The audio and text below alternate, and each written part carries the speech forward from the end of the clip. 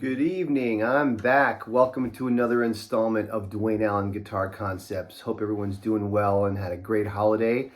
I have a new lesson up today for probably, we're going to say, the intermediate level guitar player. This is for someone who's just getting into playing jazz and learning how to play tunes and improvising and everything. So we're going to talk a little bit about how I approach improvising over a 2-5-1 progression. Okay, if you don't know what a 2-5-1 progression is, I would take some time and look up some videos on what it means and what it basically is. Basically, the real quick and dirty version is, if you are in the key of C, for instance, you can do a chord on each note of the scale, and you would do a chord on the 2 chord, which is D, but the 2 chord is going to be a minor 7. The 5 chord is going to be a dominant 7, so that would be G dominant 7, and then the 1 chord would be C major 7. But I would look up, exactly what does 2-5-1 mean. Okay, so make sure you know what that means before we delve into today's lesson. So a lot of teachers and educators, they kind of they get into improvising over a 2-5-1 in different ways. I like to approach it a couple different ways, is depending upon how advanced you are. So I think the easiest way to approach improvising over a 2-5-1 is just to think of it as a tonal center. A lot of teachers will get you into like playing chord tones on every chord and everything, and that's where we want to head to. But that's kind of hard to do in the very beginning. So whenever I have a student that's new into playing jazz, I usually will just tell them, just think of it as a key center. So for instance, if you're playing a 2-5-1 in the key of C, you would have some kind of D minor 7. I'm going to play a D minor 9. G dominant, but I'll play a G dominant 13. And then C major 7. Right? So that's a 2-5-1 in the key of C. So the simplest way to think of it is just to play a C major scale the whole time, just so that you get used to hearing the entire tonal center of the whole thing. Okay, you can actually go pretty far with just playing melodies and ideas just from a C major scale over that progression. What I often do, let me record. I got my looper going. So I'm going to record a 2-5-1 in C major, and I'm going to solo over this using a C major scale. So 1, 2, ready, go.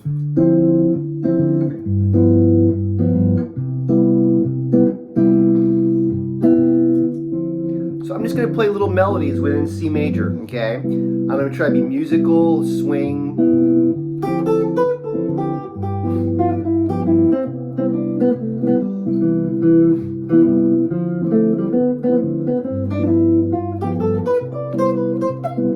Right? Works fine. If you want to make it sound a little jazzier, the key is to add chromaticism. Okay, I talk about chromaticism in one of my earlier videos if you want to check that out.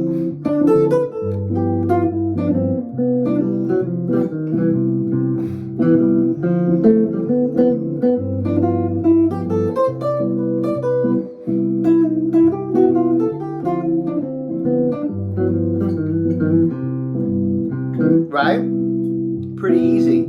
So that's the simplest way to approach 2-5-1s. If you have the app on your phone or your computer called iReal Pro, there's a great exercise in there where it just does 2-5-1s in every key. Okay, so what you could do is you could just practice soloing over that. You do it in the key of C, then you do it in the key of F, and the key of B flat. You want to be able to do 2-5-1s in every key with ease. That's obviously a very important thing. All right, so let's say you get good at doing that. If you can do that, then you can play in most jazz standards and sound pretty decent, because you're playing melodically, you're not thinking of chord tones the whole time, which we're going to get to that in a moment, but it lets you play over 2-5-1s and sound relatively, convincing doing it, right? Okay, so the next level is approaching where you're playing the arpeggio of each chord, okay? So whenever there's a D minor 7 going on, I'm playing mostly the chord tones of D minor 7, which is the arpeggio notes.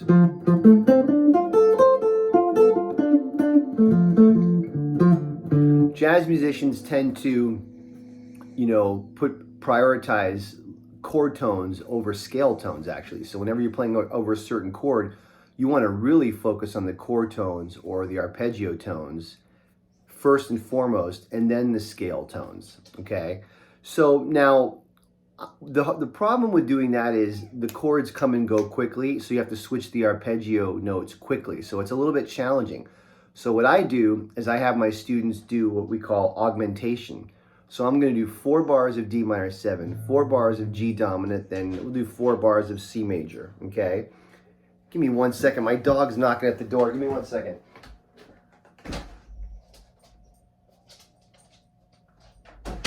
Sorry about that.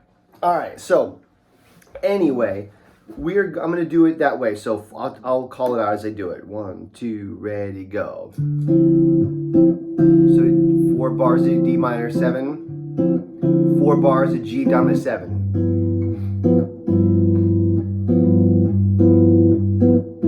Then 4 bars of C major 7.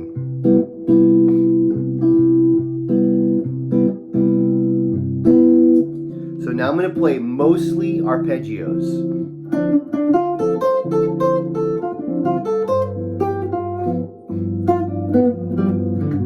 You can really hear the chords clearer.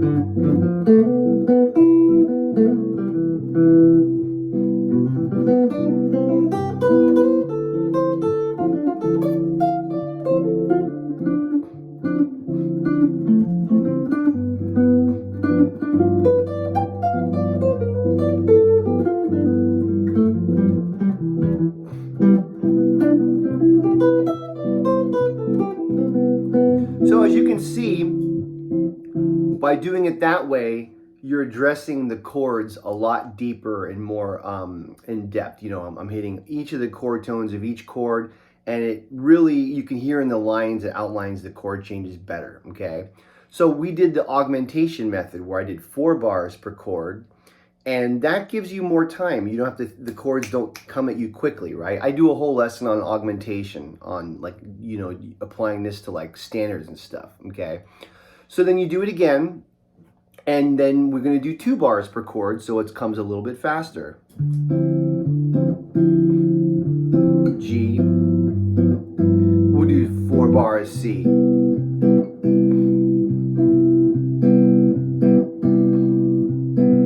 Here's D, G, C major,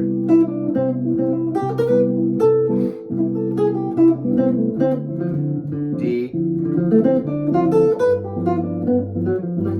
G. I'll throw in some chromaticism because that's part of it.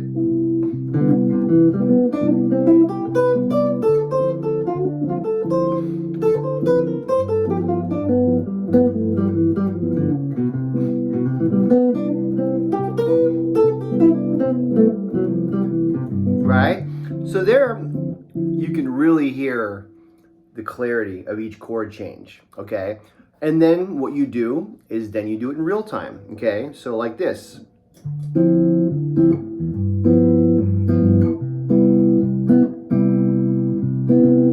1 bar per chord, 1 bar for D, 1 bar for G, we'll do 2 for C.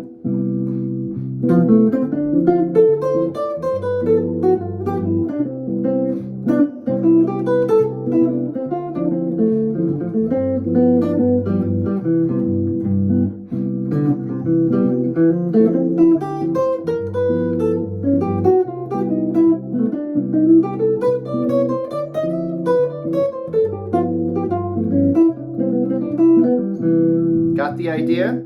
So I'm just taking it from the easier 4 bars per chord to 2 bars per chord to then doing it 1 bar per chord for the D and the G and then 2 for C. Once again, I would practice doing this in all keys. The cool thing you can do with the iReal Pro is you can loop a certain section. So let's say you're doing C major, you can loop C major forever, then you can loop F and B flat. But you want to practice doing this in each key. A great way to also practice it is to play the arpeggios with the background of the 2-5-1. So you might go like an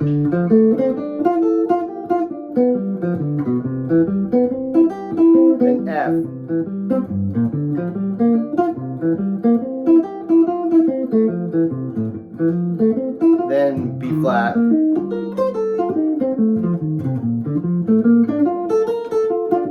you practice all of your arpeggios and all the different keys so that way you know them, you have them all mapped out. Then when you go to improvise, it comes out a lot easier.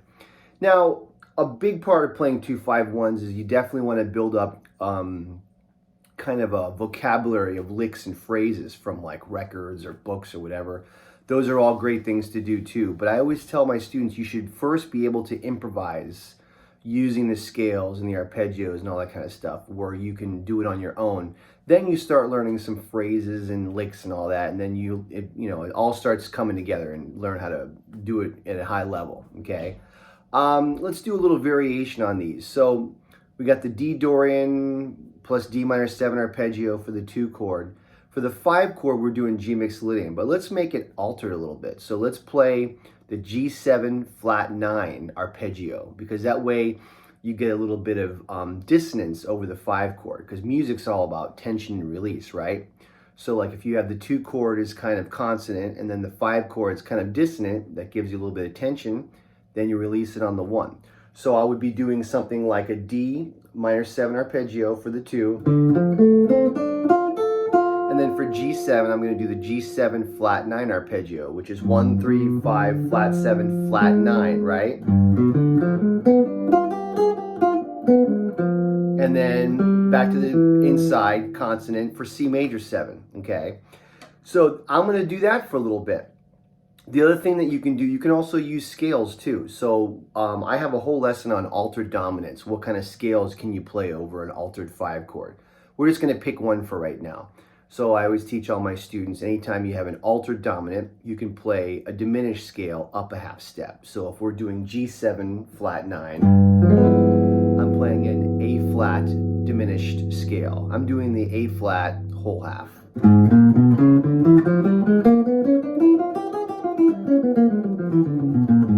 Some people will argue that you do a half whole on the G. Yes, you could do that. If I start on G and then do the A flat diminished, that's a half whole. You can look at it either way. So A flat diminished whole half or G half whole. But that's what you can play over the G chord. So if I'm doing like this, D minor 7, G7 altered, C major 7.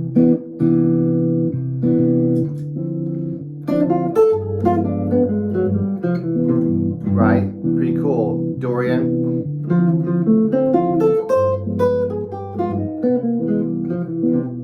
C, D, C,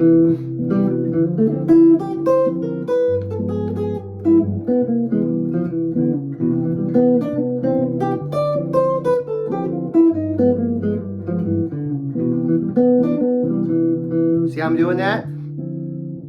I'm blending in the G altered for the 5, and it really has a beautiful sound. You're kind of inside, outside, inside again.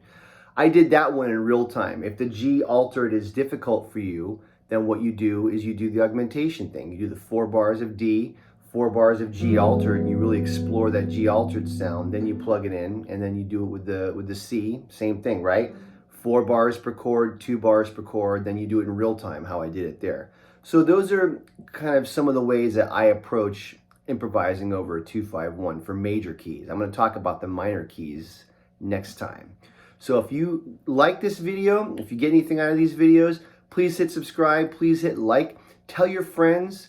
I also give online lessons. I have a few students that I've gotten from this channel, and it's been working out really well. So hit me up if you want lessons, and hope to see you guys next time. Have a great night.